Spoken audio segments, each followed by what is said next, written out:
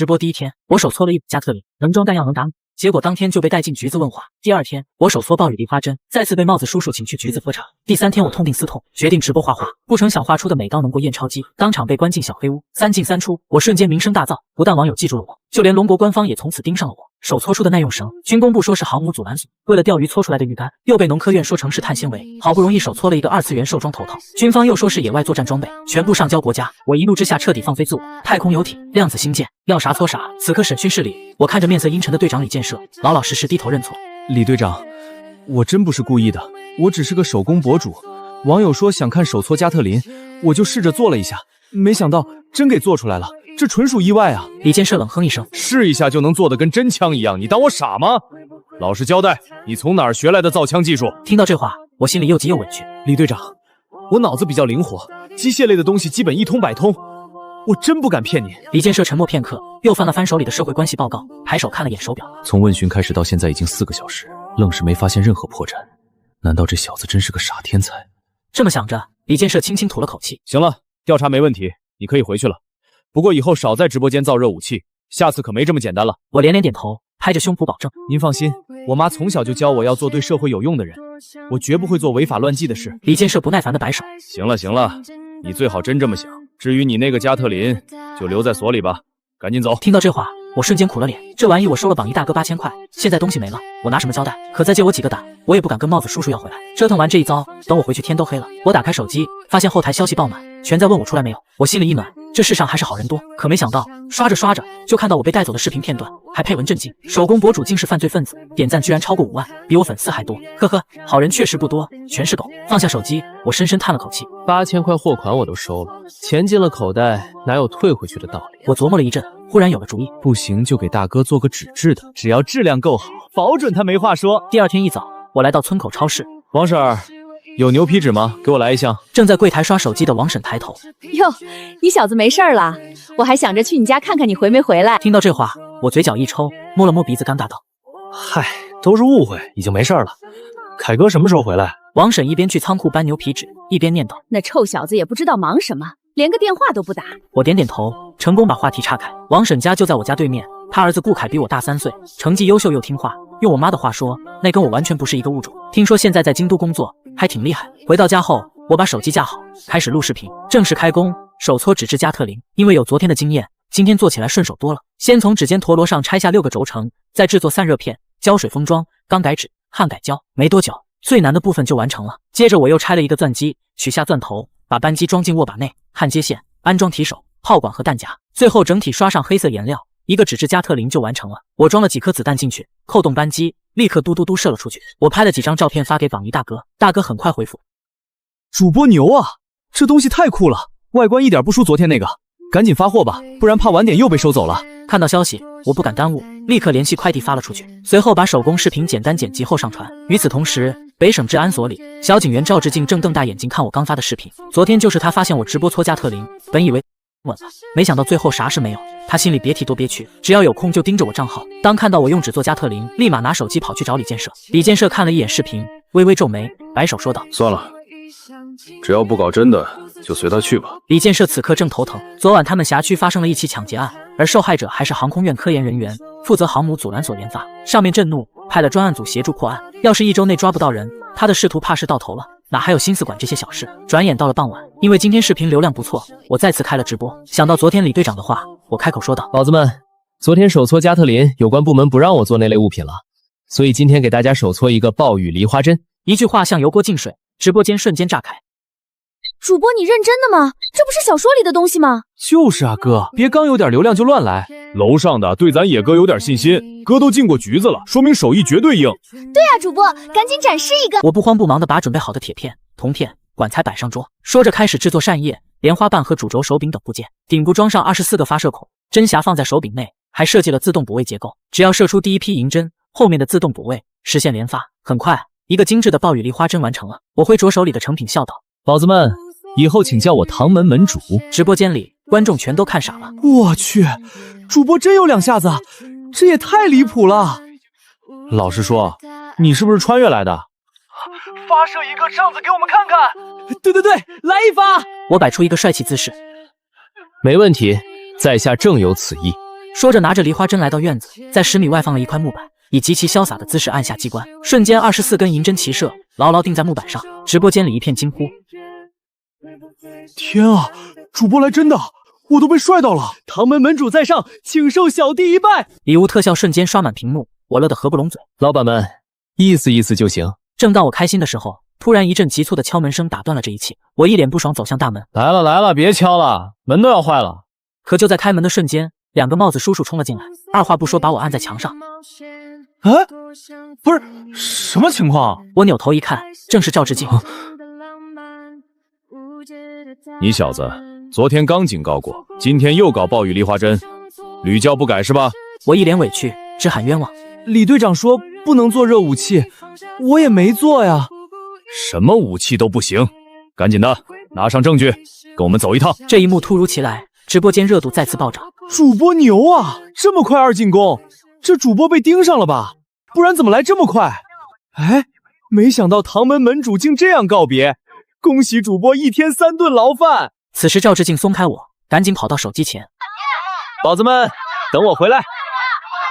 说完关掉直播，拿着梨花针老老实实上了车。治安所内，我向治安蜷缩着肩膀解释：叔叔，我就是想做点有趣的吸引粉丝而已。说这东西是虚构武器，我不知道也不能做。昨天李队长只说枪不能造，没说这个不行。照你这么说，还是我们错了？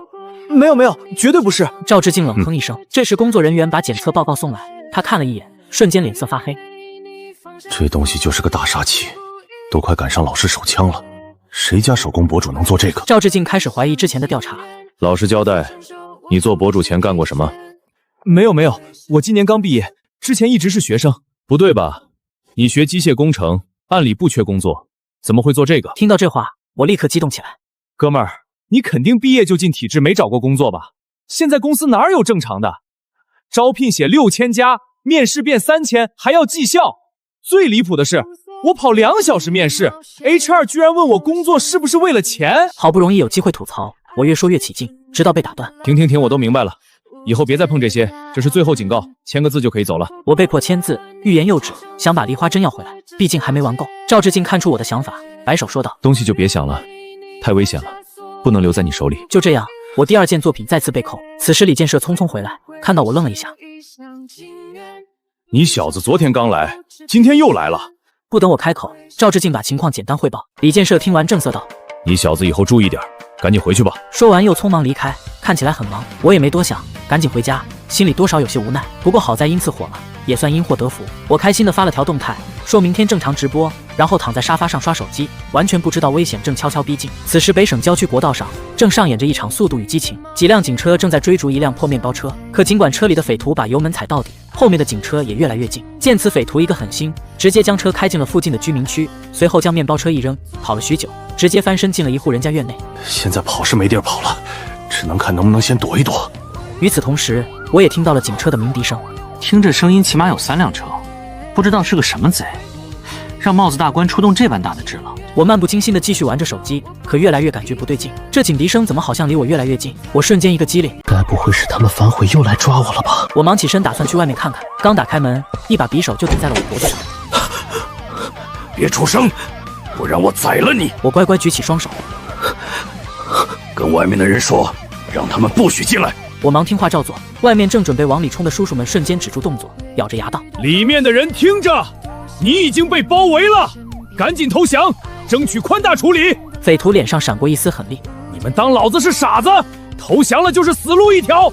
你们给老子听着，我手里有人质，马上给我安排1辆车，让我安全离开这里，否则我现在就宰了他。外面李建设神色一冷，沉着声音对身旁的队员吩咐道：先按他说的去准备1辆车，让狙击手准备好位置。我也没有闲着，一直在想办法如何自救。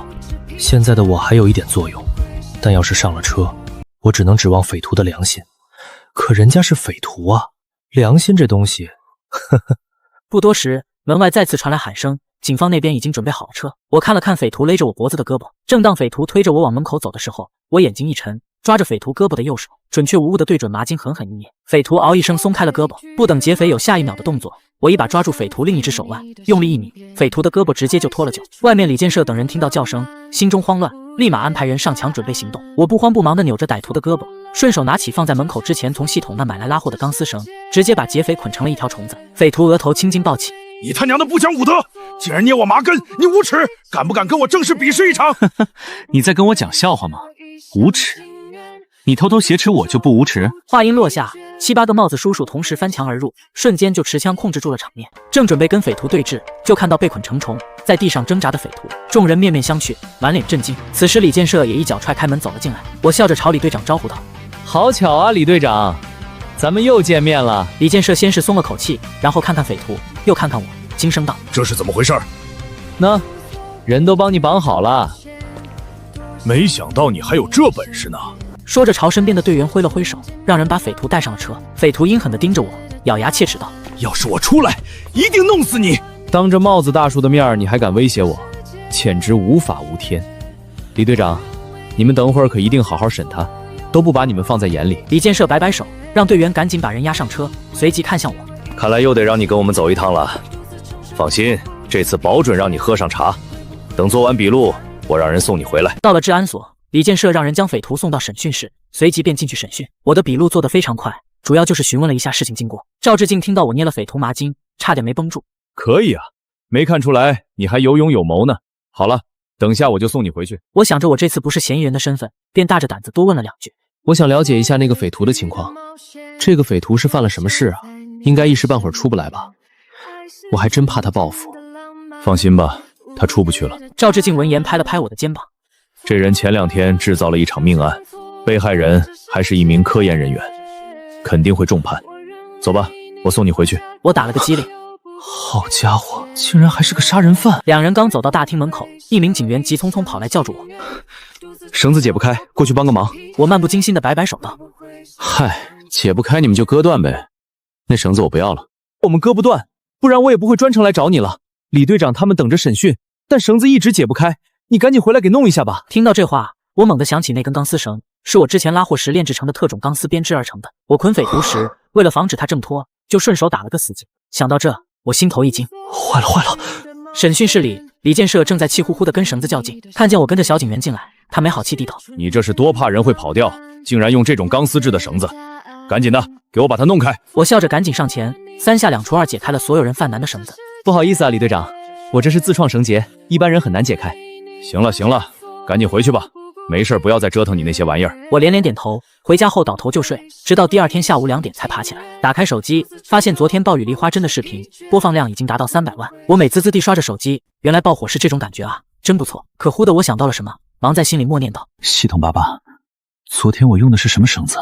是超强坚韧绳，用来绑人、拉货、上吊都是最佳之选。闻言，我默默掐了掐人中，这就是我不喜欢用这系统的原因，总感觉不太正经。我摇摇头，再次从系统里买了根绳子，仔细观察，发现这绳子所用的材质和编织技法都很特别。当初为了拉货，我便从商城里随便买了一堆，用完就堆门口吃灰了。没想到昨天他们居然用刀都没有割断，看来是个好东西。等晚上闲下来好好研究一番。随后我架好手机准备直播，这么好的流量可不能浪费。果真一上线，观看人数比昨天翻了1倍。哟，唐门门主来了！主播，今天打算做什么手工？要不要我提前帮你打120？看着网友们的调侃，我摸了摸鼻子道：“铁子们，前2天搓的东西太危险，帽子叔叔让我悠着点儿。咱是遵纪守法好公民，可不敢再搞了。”直播间里众人听到这话，纷纷笑道：“主播怕啥呀？放心大胆整呗！听说里面个个是人才，正好拜师学艺。主播武的不行来文的，唱歌跳舞写字画画，会啥整啥呗。对，我看画画就行了，一般会手工的，画画能力都不错的。什么垃圾玩意儿，还最强手工博主？他会个屁呀！有本事手搓一些马内看看！”就在众人调侃之际，突然一条不和谐的弹幕发了出来：“楼上这谁啊？这不找茬吗？”网友们还真没猜错，这人就是来找事的。此人名叫楚生，家里有些小钱，整天无所事事，就喜欢在网上当判官，觉得除了自己，别人都是小垃圾。尤其是看到我直播间里挂着什么都能搓的标语，楚生更来精神了。说话呀，你不是号称什么都能搓吗？咋了？这就不行了？我看着弹幕笑了笑道：“行，男人怎么能说不行呢？不过我要是搓出来了怎么办呢？你要是搓出来，我给你打赏2个飞船；但要是搓不出来，你就把你招牌拆了，公开承认自己手艺不行。”行，这活我接了。直播间里众人看到我被激将，恨铁不成钢道：“这主播真是傻呀！这楚生我在好几个主播那儿看到过，这人可是杠精中的极品，你跟他较什么劲？哎，这兄弟算是废了，溜了溜了。我没有理会众人的怨气，从角落里找出颜料、水彩等物品，又从兜里掏出一张100元大钞，就开始比照着画了起来。从大小到颜色，再到纹理，必要的时候还找来放大镜做辅助。看着我笔下逐渐清晰的轮廓，网友们开始惊呼出声。我勒个豆，哥们儿你来真的，这真特秒手搓马里啊！好家伙，这给我一整个期待住了。我不慌不忙地刻画着细节，慢慢上着颜色。很快，一张看上去与华夏币相差无几的钱币出现在了众人眼前。我想了想，又重新拿出纸笔开始作画。网友们看得有些迷糊，这哥怎么又开始重新画了？难道是画背面？但正面已经够可以了。这哥真是太严谨了。然而众人看着看着觉察出不对劲，居然是美刀！看着弹幕里震惊的感叹号，我停下来无奈地解释道：铁子们，不是我不想画华夏币，怕我画全了，再被帽子叔叔请去局子里喝陪茶，那我就完犊子了。说罢，继续开始我的手搓作业，从调色到纹理再到防伪细节。本来想着到此为止，但一想到楚生是个杠精中的极品，为了让他挑不出错来，我又搞了个光变油墨弄了上去，最后还搞了个人像防伪标识。这哥们刚才搞的是变色油墨吧？画这么像，不要命了！我有一种不祥的预感，不知说当说。弹幕在不断刷新，当我沉浸在自己的创作中，根本无暇顾及。整整2个多小时后，一张栩栩如生的美刀终于完工，直播间里更是满屏的牛皮和666。我去，这画的几乎能以假乱真了。哥，你要不开拓一下副业吧？感觉很有前途啊！等等，楚生人呢？出来挨打了！楚生看着直播间里呼声越来越高，也不好再装聋作哑，但想让他这么痛快认输的话，那还做什么杠精？他琢磨了一番，再次发出弹幕：我说的是马内，能过验钞期的那种，我随便找个美院的学生都能画出来好吗？不愧是杠精中的极品，这都能杠，我真特毛服了。讲真的，我也想让野哥去试试，不是抬杠，单纯是觉得野哥画的太好了。你们一个个的看热闹不嫌事儿大，这要是过去了，野哥就得进去了。但我也想看野哥试试。看着弹幕里众人你一言我一语，我也有些心动。行，作为宠粉主播，铁子们的要求我必须满足。走，哥带你们去超市。我拿着画好的美刀来到村口超市，就是不知道王婶家的验钞机能不能过美刀。到了超市，王婶正对着电脑追剧，见我拿着手机笑道：苏爷又在搞你那个直播呢。王婶儿，你家验钞机能过美道不？借你家验钞机用一下。美道可以啊，这台验钞机我拼夕夕买的，说是能过好几个国家的钱呢。那太好了。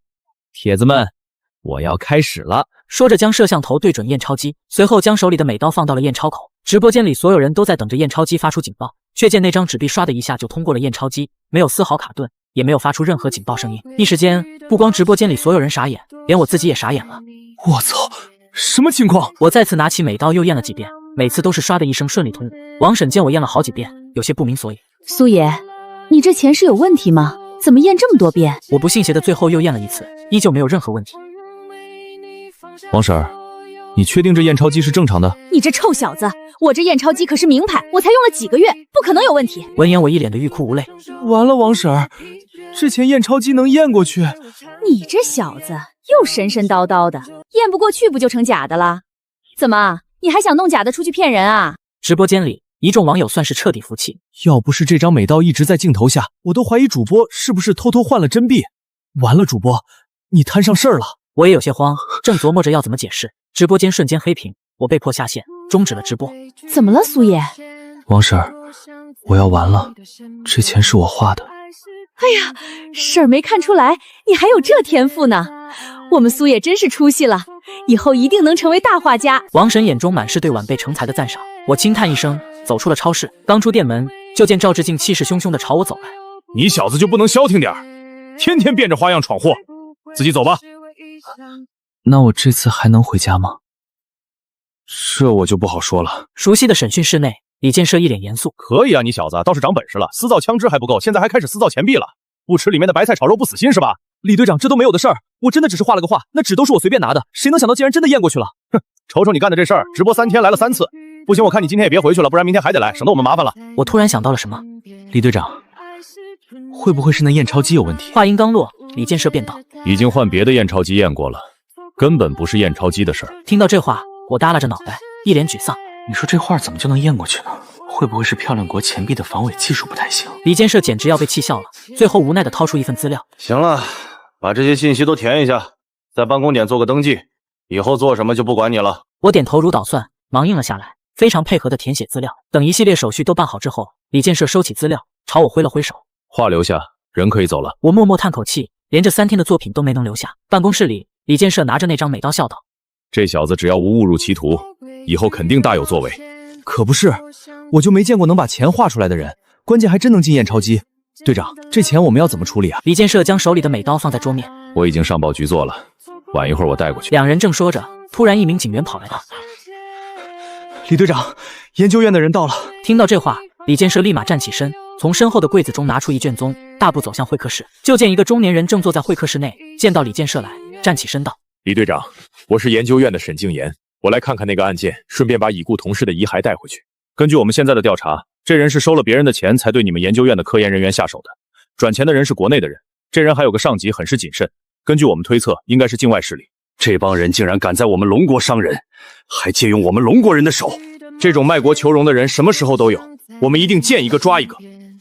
那么这次就麻烦你们了。”两人说着就准备往外走去。这时沈静言突然看到旁边的宣传架下放着一根绳子，下意识便蹲下身拿了起来。最近研究院正在研究阻拦索，搞得他现在看到绳子就想拿起来看个仔细。这一看不打紧，还真让他看到了不同。这绳子的编织纹理很特别，至少与他之前看过的都不一样。于是转头看向李建设：“这根绳子，李队长，这绳子是从哪里买的？”“这是用来绑歹徒的。”说着便将昨天的事情经过简单的说了一遍。沈静言闻言有些惊讶：“这么说，那个歹徒还是那个年轻人抓住的？”李建设点点头，顺着话题又将我三进三出的事迹讲给了沈静言听，而后忧心忡忡地道：“苏野这小子是个有才的，但我也是真怕因为他而让别的年轻人有样学样，那就麻烦了。你就放宽心吧，这样的人都是人才，别人想学也得有那本事才行。绳子我带回去看看，要是他来找你，直接让他联系我。”另一边，我回到家后看了看时间，直播的话已经太晚了，索性直接来到工作间，开始研究起从系统买的那根绳子。可即便有系统附赠的原理基础，想要自己复刻却没有想象中那么简单。我这人有个坏毛病，一遇到难题就全身心的投入，要么成功把自己搞废，否则很难停下来。接下来的时间，我几乎废寝忘食的搞起了绳子，终于在经过10几次的配方调试之后，搞定了最难的材料部分，随后进行拟合编织、涂层处理等多个繁杂的步骤。最后，我看着自己手里那根与系统兑换出来别无二致的绳子，感觉全身上下的毛孔都舒畅了。打了个哈欠后，便倒在沙发里睡了个昏天黑地。一觉睡醒之后，我久违的打开了手机，登录账号一看私信，彻底傻眼了，全是让我在里面照顾好自己。还有人给我发来分享最强手工博主直播手搓美刀成功洗提银手镯，我无奈的摇摇头，直接打开了直播。哎呦我去，主播你这么快就出来啦？我以为你起码得蹲个3、5年呢。你给大家说句实话，以前是做什么的？你这真不像是正经人家。主播，我现在人在漂亮国，要不给我画点美刀寄过来，咱们合伙做生意。我笑眯眯的看着弹幕，我没进去，只是跟帽子叔叔做了个备案，这几天忙着搞了点新东西，就没顾上开直播。还有，咱可是正经人，违法乱纪的事儿咱可不干。就在众人聊得火热之际，突然直播间里一个火箭冲天而起，我眼睛一亮，感谢大哥，有任何吩咐尽管开口，但凡小弟能办到的，绝不推辞。主播，我是无人机爱好者，你能不能手搓一个无人机？只要能搓成，我再给你刷一个火箭。看到这话，我眼睛更亮了，这哪是大哥，简直就是财神爷。财神不，大哥，你有啥要求啊？我看网友都叫你手搓王，你帮我看着弄，只要弄出来会飞的，我就都认。好，大哥你放心，无人机这玩意儿我之前还真琢磨过，我就给你搓一个小巧玲珑、方便携带、好操作的吧。说罢，我撂下手机，匆匆跑到工作间，拉开放图纸的抽屉，从里面翻出一张仿生无人机的画纸。这玩意是当初刚绑定系统时，系统附赠的新人大礼包，说白了就是仿鸟类的飞行器。当时我嫌它无趣，就制作了一个红外模块，想着给无人机增加点功能。只是后来一直忙着干别的，红外模块是做出来了，就是仿生无人机一直没来得及搓。今天正好试试，我兴奋地拿着图纸下了楼，将图纸对到镜头前道：“铁子们，今天我们来搓个仿生无人机。这个无人机外形似鸟类，内里有无人机必备的功能，而且为了防止无聊，我给无人机升级了一下，增加了侦察、袭击和隐蔽等功能。机身大小20厘米左右，外观类似啄木鸟，这类鸟相对常见，隐蔽性更好，而且绝对静音，非常 nice。”直播间里，众人看到我展示出来的图纸，一个个笑呵呵道：“主播，你不是在吹牛吧？你确定你说的是无人机吗？还有你这图纸完全体现不出水平啊！”火箭大哥看着我手里的图纸，也是不由眉头微蹙。这图纸画的的确有些潦草，外观看着像鸟，但内里结构之类的完全没有。凭借我玩无人机多年的经验，几乎可以断定，这主播就是为了直播效果搞噱头。毕竟若真有这么牛逼，就不会当什么主播了，直接去研究院为国效劳了。于是他想了想，发出一条弹幕：“没事，主播，只要你做一个能飞的无人机出来，我都能接受。”我看着弹幕笑着回道：“放心吧，大哥，既然收了你的礼物，小弟就绝对不会让你失望。”说罢，我搬出自己的微型机床，正式开工。很快，机身的部分便准备好了。随后，我在翅膀处组装了2个联动机，让无人机能够模拟鸟类飞行动态，再装上电机和飞行器进行调试。直播间众人看着我手里的半成品，在调试过程中竟然飞了起来。一个个都看傻眼了。不是主播，你还真的懂啊！我笑笑，又将家里的监控摄像头给拆解了下来。因为是临时手搓，我又想让大家马上看到成品，所以有些零件我就拆东墙补西墙了。这高清摄像头也是我之前搓的，保管比市面上的好。直播间里自然没有人反对，毕竟要是在直播间现场搓个摄像头出来，那这直播得播到啥时候去？另一边，研究院内，沈静言将那根绳子带回研究所后，本来想浅浅做个测试，没想到这条不起眼的绳子，不管是从韧度还是拉力上的数据，都让人叹为观止。一众研究员略带激动地道：“副主任，这是从哪儿弄来的绳子？这数值比咱们以往测试的数据好上太多了啊！”我前些天去李队长他们那边看到了这条绳子，说是一个叫苏野的年轻人拿来的。本以为就编织手法特别一点，没想到这绳子能有这么好的数据，赶紧再往下测，看看它的极限值是多少。众人继续进行测试，等拉力往上调了8倍之后，这根绳子才逐渐出现了断裂的情况。在场众人兴奋的难以复加，甚至有人激动的流出了眼泪。阻拦索有望了！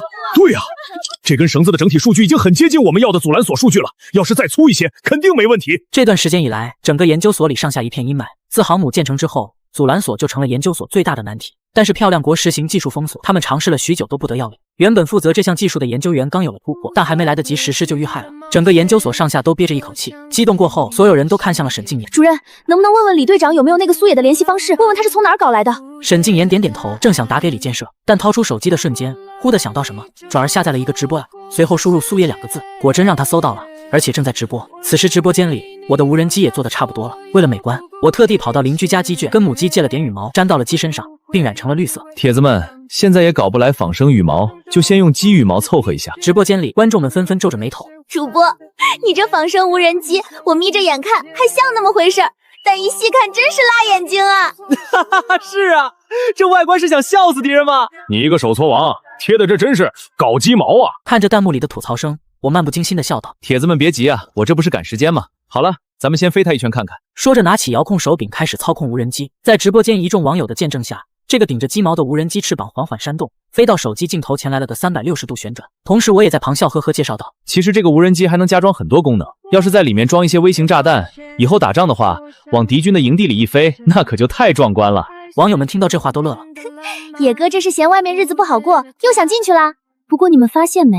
这无人机真的跟主播说的一样，几乎没有任何声音。对，我也没有听到。会不会野哥之前说的都是真的？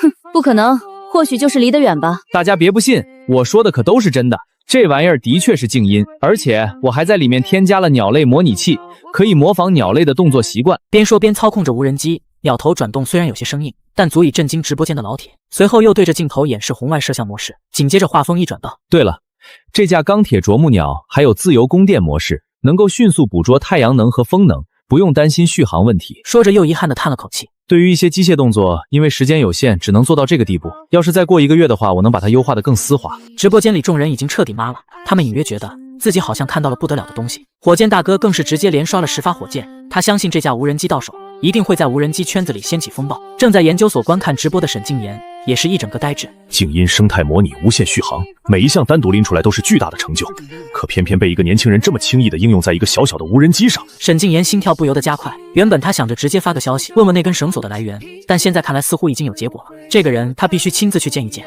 此时我的直播也到了尾声，将无人机收回来后，我顺利下了播，这还是自开播以来唯一一次顺利的直播了。我喜滋滋的将今天直播的视频简单剪辑后发布了出去，刚准备放下手机，却看到手机顶端弹出了一条推荐，打开一看，顿时傻眼了，我的视频竟然被网友转载到了国外，而且还爆火了。可看着评论，我突然气笑了，大量漂亮国人竟然说我宣传暴力，要求我滚出漂亮国。我特喵人都不在漂亮国，怎么滚？我摇摇头，直接退了出来，放下手机打算出门去溜溜弯，可刚出门就发现外面的村道竟然成了小吃街，整整摆了10几个摊位，吓得我一只脚缩了回去。不是，这他妈是郊区啊！什么时候出现了一条小吃街？难不成是我们村旁边的古迹火了？不应该啊！就那破地方宣传了这么多年，连一点水花都没有。我摇摇头，没有再多想，反正以后不用点外卖，倒是挺爽。随即兴冲冲地冲向小吃街。老板，来套煎饼果子，要2鸡蛋加肠加里脊，还要包辣条。老板连连点头，开始摊煎饼。只是这煎饼摊得破破烂烂不说，老板还时不时打量我一眼，给我看得莫名其妙。突然我发现这人看着有点眼熟。老板，我是不是见过你啊？没有，我大众脸，可能你身边有长得跟我像的才会觉得眼熟。我没有过多纠结，拿着破烂煎饼边吃边往家走。见我走了，煎饼老板松了口气。他是警局刚实习的警员，前几天他们队长李建设制定了一条计划，让他们在郊区摆摊，盯着这小子，要是有什么可疑人员或者风吹草动就汇报给上级，表现得好就可以转正。这次来的不只有他，连局里的保洁大娘和门卫大爷，还有隔壁局里的实习警，全都调了过来，在这里当小吃摊主，可以说是全员出动。另一边，中东某战场，首领，现在不是抱怨的时候，我们得赶紧想办法解决武器问题了，否则接下来我们只能被迫投降。哈桑首领气呼呼的，这时突然一个小队员匆匆跑了进来。首领，我找到解决武器的办法了。听到这话，哈桑首领和赛里姆副将两人都是眼睛一亮，激动的开口问道：什么办法？小队员将手机递到两人面前，点开了一个视频。这个龙国人在教我们如何制作武器，制作方法很简单，我们自己都能够生产，过程很详细，步骤也很简单，只需要把材料改一改，弹药换成真的，就能用到战场上。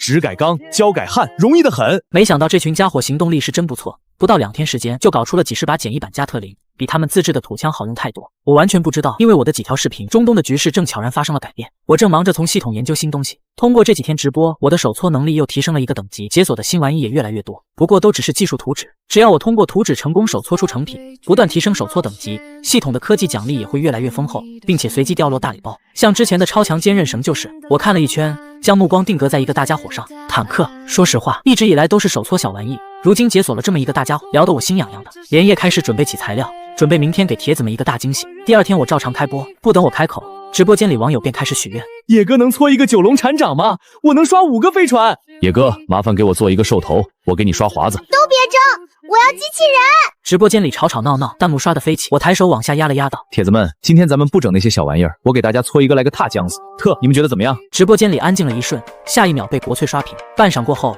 大家才逐渐平息下来。哇，你知道你在说什么吗？我承认你牛逼得很，但是牛也不是这么吹的。那可是坦克呀，主播你真的能造坦克吗？你敢造我都不敢信啊！看到这话，我赶紧开口纠正道：大家不要误会了，我这是手工艺术品，跟传统的造坦克可不太一样，咱可不能给帽子哥上添麻烦。材料我昨天已经准备好了，咱们现在就开搞。说罢，我撸起袖子，正准备开干，就听到自家大门被人敲响。听到这声音，我有些应激，但看了看时间，就算上门也没这么快。这么想着，我小跑过去打开门，就见外面站着一个穿着军装的大哥和一个穿着休闲服的中年大叔，这俩人身后站着老熟人李建设。我下意识后退了一步，虽然不知道发生了什么事，但这架势我感觉到了太奶的召唤。直播间里网友们一下子就兴奋了：主播，你好像又要进去了。主播，你真的能造坦克吗？你敢造，我都不敢试啊！你们可太损了。我估计主播把自己以前干的所有坏事都会了。的确如网友所想，我这人生走马灯跑了2圈，也没发现自己犯了什么事，值得两方势力联手逮我。我咽了口水，小心翼翼地开口道：你们找谁啊？苏野小同志，你不用紧张，我是龙国研究所的副主任沈静言，这位是护送我来的陆征同志，不知道能否进去聊一聊。我抿抿唇，赶紧将3人都迎了进来。你们是找我吗？沈静言站在院子里打量了一圈，看到我直播的手机问道：你现在的直播方便关闭吗？我连连点头，走到手机跟前，看着嗷嗷叫的弹幕，也顾不上解释一句，就直接关了直播。见此，沈静言从手提包里掏出绳子道：我今天专程是为这根绳子来的，如果我猜的没错，这绳子应该也是你手搓的吧？我犹豫了一瞬，点点头。沈静言舒了口气，笑道：是这样的，这绳子你能变得更粗一些吗？听到这话，我也长松了口气。就为了这事儿啊？你早说呀，差点给我吓出个好歹了。沈静言见状一脸喜色，跟我解释这根绳子的用处，听得我目瞪口呆。航母阻拦裸？大叔你没有开玩笑吧？不等沈静言回答，李建设便道：臭小子，胡说八道什么呢？难不成沈副主任大老远跑过来就是为了跟你开玩笑的？我挠挠头，有些尴尬道：我这不是太意外了吗？对了，你们说想要更粗的是吧？我上次弄的材料还有，我这就给你们搞。沈静言激动的连连点头，他没想到竟会这么顺利，当即承诺道：好，若是绳子达标，奖金和荣誉肯定一个都不会少。我挥挥手，满不在意道：这都小事，弄条绳子而已。随后我领着沈静言等人进入工作间，拿出绞骨机就准备编织。沈静言犹豫了一瞬，低声询问道：小同志，我能录制视频吗？当然可以，编个绳子而已，又不是什么秘密。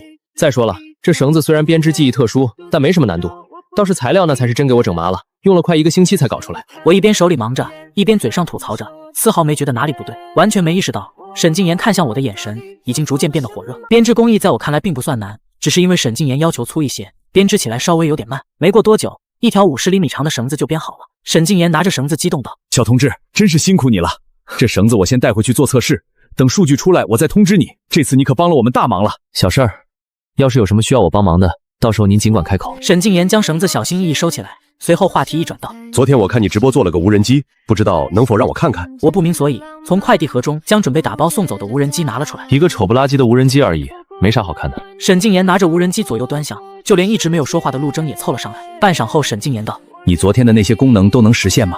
当然了。可说罢又摸了摸鼻子，尴尬道：只是我现在水平还不够，还有些更强大的功能还不能实现。本来想着搓一个感知模块，那样就能实现自动避让、规划路线、判断目标等能力。若是再加上微型攻击模块，那就更完美了。说罢，我遗憾地摇了摇头，很是可惜。一旁的沈静言和陆征早已目瞪口呆，陆征看向我的眼神变了又变。这样的人才，得想办法弄到总部才行。沈静言则是目光灼热地盯着无人机。这无人机外观虽然看着粗糙，但内里的运行模块、红外模块，还有无线续航的工作原理都是宝贝。这仿生无人机要是运用到战场上，肯定是改变战争格局的存在。听到这话，我心里一个咯噔。运用到战场上，这潜台词是说东西又要上交。想到这，我忙开口道：“沈主任，这东西是榜一大哥定制的，你们可不能拿走啊！”沈静言走上前，拍了拍我的肩膀：“小同志，网友那边我们来解决。你这东西的价值绝不止那些火箭礼物。”我想了想，摆摆手道：“不行，这东西的确已经答应给人家了。如果你们感兴趣，我给你们图纸，你们自己做一个。”说罢，转身回到屋内，从抽屉里抽出一叠详细的工程图纸，里面还有好些设想，都是我想做但还没能力做成功的。沈静言接过图纸翻开，看到上面所画的一个个复杂机械图，呼吸都忍不住急促起来。最后成型的无人机没有螺旋桨，只有仿生羽翼振翅，和这份图纸相比，之前的无人机简直就是小儿科。他抬起头，颤抖地开口：“这图纸是你设计的？”“算是吧，这图纸算是升级版，但我现在条件差，有很多材料管控我都买不到。你们那材料丰富，造起来应该很快。”苏野小同志，这份图纸非常重要，我代表研究所向你表示诚挚的感谢。你放心，这图纸我们不会白拿，该给你的1分都不会少。这突如其来的致敬让我有些受宠若惊。没事没事，你做出来让我看看就行。沈静言没有在这件事上再多纠结，他现在说再多都是空口支票，等东西做出来了，上面也不会亏待这样的人才。于是将文件装进包里道：“我现在就回去测试，等数据出来了，我第一个通知你。”说罢，急匆匆上了门口的军用吉普车离开，赶着回去做测试。车上，沈静言抹撒着图纸，神情严峻。陆征，你回去之后立马安排人秘密保护苏野的安全，我这就去找上级汇报。